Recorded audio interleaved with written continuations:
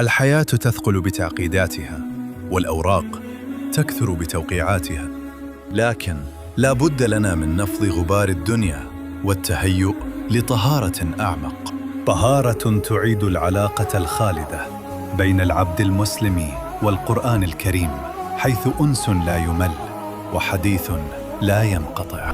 هنا حيث نتأمل المقاصد لا كحروف تتلى، بل كرسائل تبنى ومعان تهدى، ومنهاج تستقيم به حياة الإنسان، مقاصد من الذكر الحكيم، عن رحلة في عمق القرآن حيث المعنى هداية والفهم عبادة والتدبر حياة.